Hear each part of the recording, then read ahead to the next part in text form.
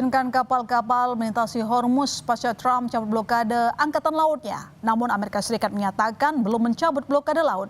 Kita ulas saling klaim dua negara tersebut dalam pembukaan Selat Hormuz bersama pakar hubungan internasional Synergy Policies Dina Prapto serta pakar militer dan intelijen Universitas Indonesia Stanislau Rianto. Selamat sore Mas Stanis, selamat sore Mbak Dina.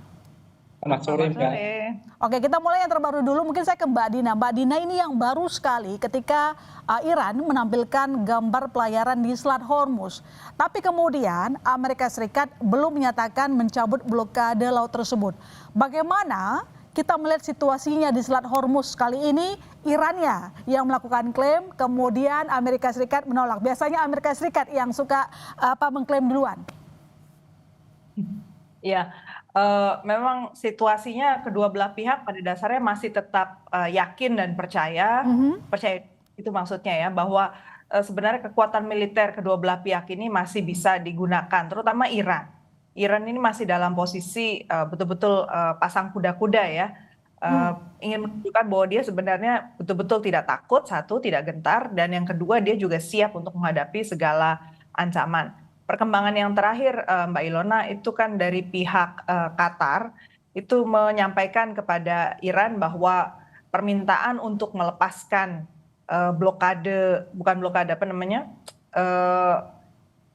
tahanan uang ya yang ada di frozen aset yang ada Iran ada di Qatar itu tidak akan diberikan kecuali belanjanya dari Qatar. Jadi rupanya dalam situasi negosiasi yang tidak langsung ini antara Iran dengan Amerika Serikat, ada saja perkembangan setiap hari yang membuat masing-masing pihak itu merasa masih bisa dapat sesuatu lah dari Iran. Itu sebab kira Iran ini masih pasang pagar setinggi-tingginya ya untuk menunjukkan bahwa dia tidak mau turun gitu. Ya, kalau Mas Tani sendiri melihat pernyataan Iran bahwa Selat Hormuz sudah dibuka, katanya sebenarnya strategi apa di balik narasi tersebut? Ya, Selat Hormuz itu memang senjata paling mematikan Iran untuk dunia, bukannya untuk Amerika. Jadi ini senjata yang sangat powerful menurut saya karena mengguncang ekonomi dunia. Dan kalau kita sebenarnya kan dari beberapa informasi ternyata Iran juga meloloskan kapal milik Rusia dan Cina, diloloskan sehingga ini buat semacam sebenarnya ada peluang di sini buat dunia untuk menghentikan blokade ini karena Cina dan Rusia sudah diloloskan. Tapi di sisi lain ini kan cyber, ini kan perang uras saraf dan propaganda dari pihak Iran. Amerika bukan itu juga dengan caranya masing-masing dengan senjatanya masing-masing. Tapi saya sepakat dengan Mbak Dina tadi bahwa sebenarnya kan banyak orang yang berkepentingan dengan perang ini ingin mendapatkan sesuatu dari perang ini. Jadi sebenarnya ada yang mendapatkan manfaat atau mencari celah-celahan. Banyak pihak yang mencoba mencari celah dari perang ini walaupun kita menjadi korbannya ya menjadi korban lebih banyak lagi korbannya. Nah, Iran memainkan strategi ini. Dia memainkan kalau ingin mendapatkan manfaat ya harus membela dia misalnya. Amerika juga kan sebenarnya kalau ada yang mau mendapatkan manfaat ya harus membela dia. Tapi ini kan ternyata sudah berlarut-larut hingga hampir 100 hari dan korbannya cukup besar bagi dunia. Jadi kita harapannya sampai 100 hari ini ya sudah lah, maksudnya ya, jangan sampai saling menyandera itu walaupun Selat Hormuz sekarang dikuasai Iran dan Amerika sebenarnya tidak memblokade di Selat Hormuznya tapi di bawahnya di dekat pangkalannya di Oman. Tapi ini juga ekonomi dunia jadi semacam terganggu dan sangat signifikan bagi kita. Tapi ini cyber sih, kedua pihak memainkan itu. Oke, Mbak Dina, ini kan kedua pihak kalau disampaikan memainkan narasinya sendiri ini merupakan cyber begitu dan mereka merasa bahwa punya daya tawar yang tinggi. Nah, tapi kalau melihat posisi katakanlah di negara Teluk, melihat situasi yang saat ini, kemana kira-kira negara Teluk apakah tetap akan setia kepada Amerika Serikat atau sebenarnya sudah mulai ya ngintip-ngintip ke Iran? Mata mereka sekarang sebenarnya ada di Israel. Saya juga melihat bahwa Israel ini kelihatannya mengambil kesempatan yang paling besar dalam segala kesempitan ini. Kalau negara lain di Teluk ini paling enggak karena dia memang bertetangga sangat dekat satu sama lain, kalaupun mereka mengambil keuntungan kayaknya nggak bisa langsung besar-besaran gitu ya. Sebenarnya kalau Israel yang saya perhatikan ini mereka langsung berusaha secepat mungkin mengambil alih Lebanon. Hari ini kan sudah ada serangan sampai ke selatan kota Beirut ya, ibu kota dari Lebanon. Ini satu indikasi yang sangat buruk sebenarnya ya, karena kalau Lebanon itu sampai dikuasai oleh Israel, ini bisa dibayangkan pertarungan ke depannya, jangka panjangnya antara negara-negara Teluk juga Iran dengan Israel ini semakin memburuk. Jadi itu benar-benar lasting ya. It's gonna be a very lasting conflict di Timur Tengah dan situasinya akan sangat berubah dibandingkan masa sebelum JCPOA itu ada atau masa sebelum Amerika Serikat meninggalkan JCPOA atau nuclear deal. Jadi Amerika Serikat ini menurut saya sih main di beberapa kaki nih sekarang ya. Dia mungkin melihat bahwa sebenarnya titik dia sudah cukup lemah, dia nggak bisa kembali ke titik awal sebelum dia meninggalkan JCPOA. Artinya Selat Hormuz waktu itu kan dibuka, sekarang jadi nggak bisa dibuka kan. Kemudian nuclear deal itu sebelumnya yang sudah disepakati paling nggak pengayaan uranium di kisaran 67. Ternyata Iran punya lebih kan, dan dia mau minta sekarang diambil alih seluruh pengayaan uranium, dan jelas-jelas Iran menolak mentah-mentah. Jadi situasi yang awal udah nggak mungkin lagi diambil alih oleh Amerika Serikat. Makanya dia kemudian mencari daya tawar yang lain lagi dengan cara menaruh pion Israel di situ, sehingga situasi di Timur Tengah mau nggak mau kembali bergantung lagi pada niat baik Amerika Serikat. Jadi ini betul-betul sangat fragile ya ternyata situasi gencatan senjata kali ini. Ya, negosiasinya berjalan alot. Ini sebenarnya tidak hanya soal Amerika dan juga Iran belum sepaham, atau sebenarnya memang ada faktor lainnya seperti Israel yang memang tidak mau ada terjadinya negosiasi, Mbak? Israel jelas nggak mau ada negosiasi sih. Dia posisinya pertama mau menghancurkan dulu Lebanon, Hezbollah, jadi atas nama Hezbollah, karena itu salah satu kampanye penting dari Partai Likud ya, partainya Netanyahu, bahwa Hezbollah itu harus dilumpuhkan. Dan Hezbollah terbukti masih bisa terus melakukan serangan juga ke Israel. Itu satu. Sisi yang kedua, Iran belum menyerah, dan Iran belum bisa dikatakan lebih lemah daripada sebelum perang ini dimulai. Jadi artinya dua agenda Israel ini belum tercapai. Demikian pula agenda Amerika Serikat ya, belum ada yang tercapai juga. Ya, belum ada yang tercapai, Mas Tanis. Kalau dilihat kan dari Trump sendiri memperketat syarat perjanjian damai program nuklir Iran. Sementara kalau kita lihat Teheran menegaskan tidak akan menyepakati kesepakatan apapun sebelum hak-hak nasionalnya dijamin sepenuhnya. Artinya jalan menuju negosiasi yang disepakati kedua belah pihak ini masih sangat jauh. Ya, apa yang tampak di permukaan, yang di media-media pasti berbeda dengan yang sekarang sedang dinegosiasikan antara penghubung Iran dengan penghubung Amerika. Channel-channel mereka terus bekerja. Tapi yang menarik sebenarnya tadi yang Mbak Dina sampaikan bahwa Amerika menggunakan pionnya Israel, saya malah berpendapat sebaliknya. Jangan-jangan ini Amerika menjadi pionnya Israel, jangan-jangan Amerika yang menjadi pion Israel, jangan-jangan ini bisa saja terjadi seperti itu. Karena yang paling berkepentingan dengan nuklir itu sebenarnya Israel. Israel merasa sangat terancam dengan keberadaan Iran karena senjata-senjata Iran ini kan dalam radiusnya Israel dalam radius senjata Iran. Jadi yang paling terancam jika nanti Iran menggunakan senjata nuklir itu Israel. Nah makanya dalam perundingan ini kan setengah mati Amerika soal uranium, soal nuklir supaya Israel aman. Sebenarnya kan Amerika jauh ya, dia tidak ada kemampuan itu. Makanya ya saya boleh berbeda pendapat nih, jangan-jangan Amerika jadi pionnya, dan ini kalau memang Amerika menjadi pionnya, maka sebenarnya yang nanti menjadi penentu dalam perundingan ya jangan-jangan bisa jadi Israel, kecuali pecah kongsi ketika Amerika pecah kongsi dengan Israel. Tapi kayaknya mereka pecah kongsi juga sangat sulit sekali karena sudah lama sekali mereka menjadi sehidup semati, jadi nampaknya sangat susah. Jadi Anda lihat sekarang bukan ada perpecahan antara Amerika Serikat dengan Israel? Ada yang menduga seperti itu, ada indikasi-indikasi yang nampak kongsi, tetapi saya kira ini karena kepentingan masing-masing yang kuat. Amerika punya kepentingan misalnya soal politik, soal ekonomi, Israel juga penting soal keamanan. Jadi ini nanti yang bisa memecahkan mereka soal kepentingan yang berbeda. Iya, seberapa kuat sih daya tahan dari Iran ini mempertahankan sikap mereka? Menurut Anda dari segi mungkin ketahanan militer? Sangat mengejutkan memang ketika dalam global firepower itu kan Amerika nomor 1, kemudian Israel nomor 15, Iran nomor 16. Hingga 100 perang, Iran itu belum kalah, belum mengibarkan bendera, dan bahkan tetap siap sedia, bahkan malah latihan-latihan militer, mereka memamerkan senjatanya. Ini sangat mengejutkan. Jadi nampaknya indeks atau peringkat militer dunia ini harus dikoreksi karena ketahanan Iran itu ternyata cukup tinggi. Minimal indeks ketahanan negara Iran saya lihat cukup tinggi dibandingkan Venezuela misalnya 1 hari 2 hari langsung kalah ya. Iran berbeda. Oke. Jadi ini mengubah pandangan dunia terhadap Amerika dan Iran tentu saja. Ya, tapi kalau misalnya kita kembali lagi ke Hormuz yang berita terbaru ini, apakah ini merupakan bentuk ketidakpercayaan pada dua pihak? Siapa yang sebenarnya harus membuka dulu, Amerika Serikat buka blokade dulu, atau Iran buka Hormuz tanpa tarif terlebih dahulu? Nanti dijawab Mbak Dina, kami segera kembali saudara, tetap di Sapa Indonesia Malam.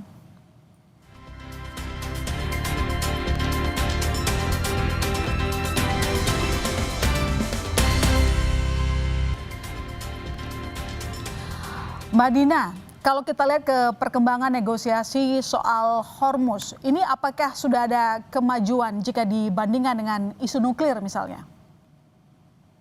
Ternyata belum juga, Belum karena juga. dulu sebelumnya kan sudah ada kemajuan sebenarnya. Iran kan sudah sempat mau membuka Selat Hormuz terlebih dahulu, tapi kemudian Amerika Serikat memutuskan untuk tetap memblokir pelabuhan-pelabuhan Iran. Oke. Nah, itu menjadi satu catatan ya buat Iran bahwa sebenarnya yang harusnya mencabut duluan blokade itu ya Amerika Serikat. Sementara kalau Amerika Serikat jelas pasti secara retorika dia nggak mau dia duluan yang cabut kan, pasti maunya dari pihak Iran dulu. Jadi kalau dilihat dari perkembangan terakhir juga di kawasan Bahrain itu, di daerah di salah satu semenanjung di sana sudah ada kerjasama sekarang antara UK dengan US, Inggris dengan US, yang fungsinya itu untuk mensinkronkan informasi dari kapal-kapal komersil ke kapal Joint Maritime Information Center-nya CENTCOM Amerika Serikat. Dan fungsinya di situ adalah untuk, saya duga, memata-matai juga ya situasi di lapangan.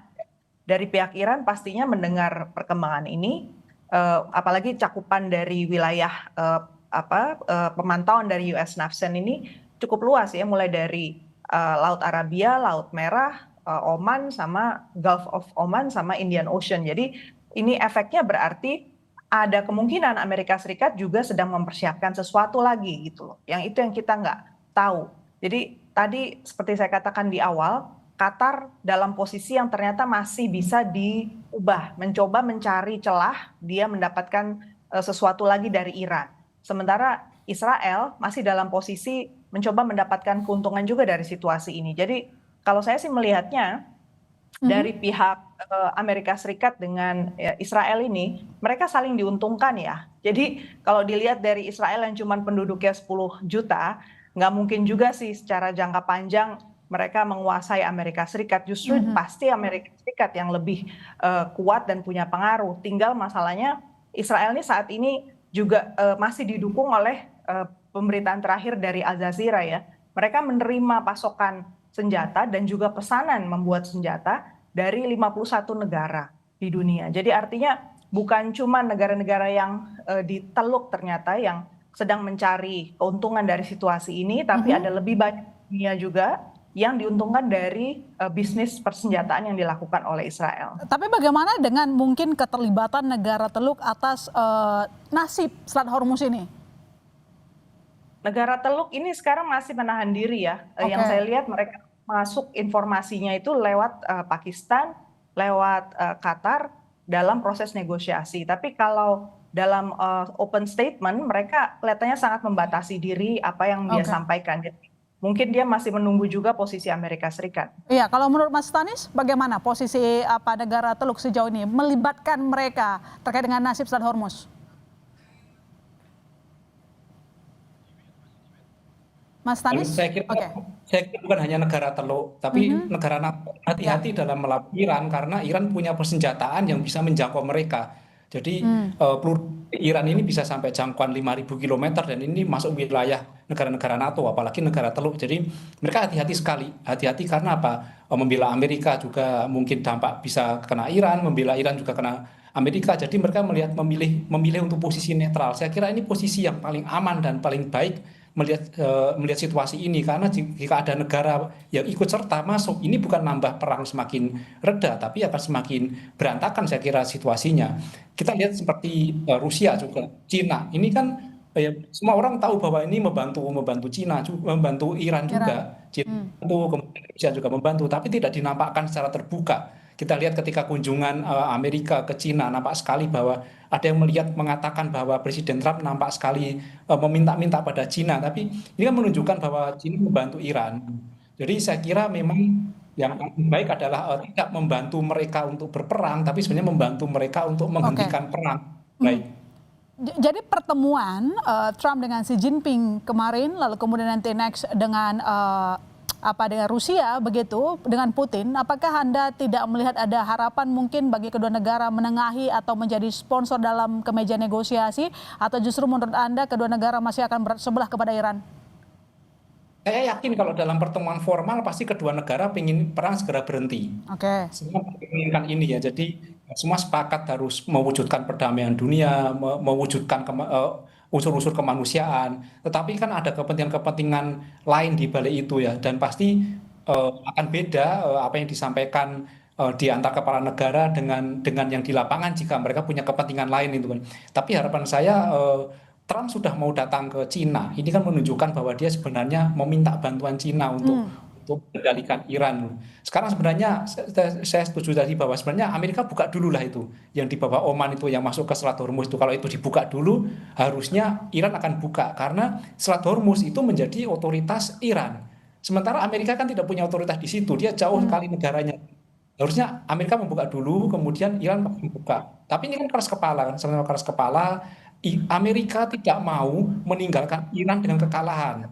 Ini pasti akan menjadi masalah di karir politiknya. Makanya Oke. dia sebenarnya nyari strategi, exit strategi dari Iran itu seperti apa supaya dia pulang bukan dengan malu.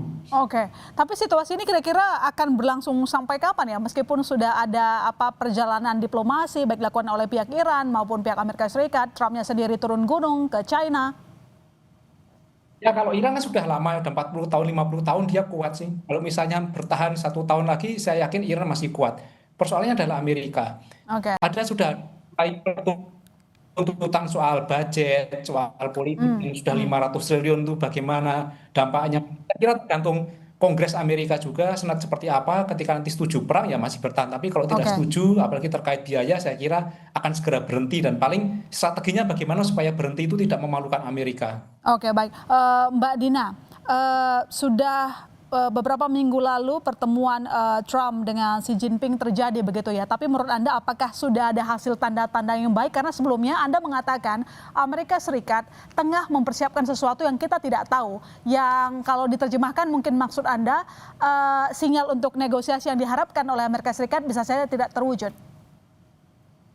Kalau kita bicara soal China ya dalam gambar ini, saya melihat informasi terbaru yang disampaikan oleh Pete Hegseth ke media itu menunjukkan bahwa Amerika Serikat masih berusaha meyakinkan para pemimpin negara lain, juga para konstituen dia di dalam negeri, bahwa meskipun senjata mereka itu menyusut jumlahnya, bahkan butuh waktu sampai 6 tahun ke depan baru bisa normal kembali, mereka masih sanggup menyerang Iran. Jadi poinnya itu, sebenarnya dari pihak China pasti bisa melihat, wah ini momen pas ini, justru biarkan saja Amerika Serikat untuk maksimal dulu dia menggunakan segala kekuatan dia. Karena baru pada titik yang lebih lemah, China bisa masuk dan menawarkan satu poin untuk bisa dinegosiasikan. Karena kalau posisinya masih sama-sama merasa mampu, seperti yang sekarang kita lihat Iran sama Amerika Serikat, kan ujung-ujungnya nggak ada yang mau lebih dulu menyerah kan, atau membuka jalan lah gitu. Dan jangan lupa sekali lagi ini negosiasi di antara Iran sama Amerika kali ini itu posisinya nggak langsung. Jadi ada perantara-perantara yang menjadi penyampai informasi. Itu yang kita selama ini selalu, mungkin kita juga bias ya dalam melihat perkembangannya, karena ada pihak ketiga, keempat, kelima yang ikut menyampaikan berita, dan kita dari pihak Iran dan Amerika Serikat sendiri belum tentu tahu persis juga sih apa yang sebenarnya diinginkan oleh negara-negara lain yang ikut menyampaikan pesan dari Iran. Ya, terkait dengan permintaan kompensasi oleh Iran, apakah menurut Anda nantinya Amerika Serikat bisa memenuhi permintaan tersebut? Pada satu titik menurut saya memang harus ada sih kompensasi, karena kalau nggak ada kompensasi, Iran saya kira dia akan tetap berkeras untuk melakukan atau mempertahankan posisinya soal nuklir dan soal Hormuz. Nggak mungkin lah Iran itu dalam sudah melalui begitu panjang masa ketegangan selama ini, lalu pergi begitu saja kembali ke posisi nol seperti sebelum perang gitu. Oke, tapi apakah mungkin bentuknya dalam hal memberikan begitu kewenangan pengenaan tarif tol di Selat Hormuz? Bisa saja. Bisa Itu satu saja? hal, bisa saja. Oh. Dan tapi yang saya duga Iran mau sebenarnya masih lebih dari itu. Itu aja nggak cukup karena dia butuh untuk perbaikan ekonominya. Makanya dia tetap push untuk minta paling enggak $6 billion kan dia minta untuk atau itu yang disebut lah di media massa dari asetnya dia bisa dibuka gitu, bisa dilepas. Oke, tapi Mas Talis ini kan sebenarnya kan dari pihak Amerika mengatakan loh itu kan perairan internasional harusnya tidak dikenakan tarif tol di Selat Hormuz begitu. Sementara Iran bersikukuh bahwa ingin menerapkan tarif tol. Jadi menurut Anda di mana jalan tengahnya nanti? Ya ini kan menjadi suatu yang menguntungkan Iran membuat sistem baru setelah perang. Jadi dia mengambil manfaat juga dari situasi ini. Ya saya kira bisa saja Amerika kalau tidak mau memberikan ganti rugi dia nanti akan restui ini. Jadi supaya untuk memberikan ganti rugi direstui saja itu ada tol itu. Tapi ini kan nanti akan menjadi beban bagi perekonomian dunia, pasti akan ditolak. Makanya ini perlu pihak ketiga sebenarnya, pihak ketiga yang lebih untuk menengahi ini. Kalau enggak mereka akan otot-ototan terus, nggak akan selesai. Ya, jadi kira-kira exit strategi apa yang nanti akan diambil baik oleh Iran maupun Amerika melihat ini sudah berjalan cukup lama ya? Ya kalau Amerika kan nanti paling mengatakan kami telah berhasil menaklukkan Iran, mengatakan menang saja, mengatakan menang pergi, dan Iran juga mengatakan kami belum kalah dan kami berhasil mengusir Amerika, sama-sama mengklaim menang. Itu yang mungkin akan terjadi. Karena kalau misalnya 1-1 menang tidak akan mungkin. Yang kedua adalah jeda tanpa batas waktu. Jadi mereka mengakhiri perang tetapi tidak mengakhiri permusuhan, dan mungkin permusuhannya akan dilaksanakan di lapangan oleh Israel. Jadi ada serah terima ke Israel, nanti perangnya dilakukan oleh Israel. Saya kira itu menjadi skenario terburuk yang akan terjadi di luar tetap perang ya. Tapi skenario paling baik ya sebenarnya sama-sama menyelesaikan dan saling mengklaim menang. Udah itu nanti menjadi skenario terbaiknya harusnya. Oke, baik, terima kasih Mas Tanis dan juga Mbak Dina telah bergabung di Sapa Indonesia Malam. Sampai ketemu lagi, sehat selalu. Terima kasih.